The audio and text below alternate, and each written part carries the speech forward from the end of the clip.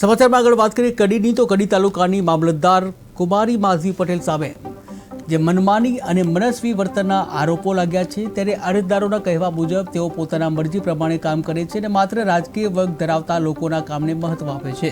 ત્યારે મૂળ ડરણ ગામના અને હાલ અમદાવાદ નિવાસી ખેડૂત સુરેશભાઈ પટેલે પ્રાંત અધિકારી સમક્ષ લેખિત ફરિયાદ કરી છે, જ્યાં 4 મહિનાથી વધુ સમય થઈ ગયા હોવા છતાં પણ અરજીઓની તપાસ કર્યા વિના જવાબ આપતા હોય આરોપો વધુ ગંભીર બન્યા છે। શું તમારું કયું ગામ? તમે મામલતદારના વિરુદ્ધમાં પ્રાંત કચેરીની અંદર આક્ષેપ સાથે અરજી કરી છે, શું કહેશો?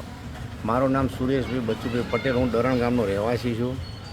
મારી બકેરી સામે કેસ ચાલતો, બધા કેસો ચાલુ છે અને મામલતદાર કચેરીમાં ભરૂચના ભરૂચ ઝઘડિયાતના ખોટા સિક્કા બનાવીને રજૂ કરેલી છે, જે મને આરટીઆઈથી માહિતી મળતા મેં આ મામલતદારને ફરિયાદ કરેલી હતી, જે 4-5 મહિનાથી પડી રહેલી હતી પણ જવાબ આપતા નહોતા। પણ માધવીબેન એક જ જે કડી મામલતદાર કચેરીમાં ફરજ બજાવતા માધવીબેન પટેલ, જે એક જ પૈસાવાળાનું જ કામ કરવા, રાજકીય વગ ધરાવાળાનું જ કામ કરતા હોય છે, બાકી તો ઉદ્ધર જવાબ આપતા હોય છે, જે તાત્કાલિક ધોરણે આમના વિરુદ્ધ કાયદેસરની કાર્યવાહી કરે। હું પોતે પ્રાંત અધિકારી શ્રીને ફરિયાદ કરેલી જ છે, જે બાબતે સરકારે તાત્કાલિક ધોરણે આમની ટ્રાન્સફર કરી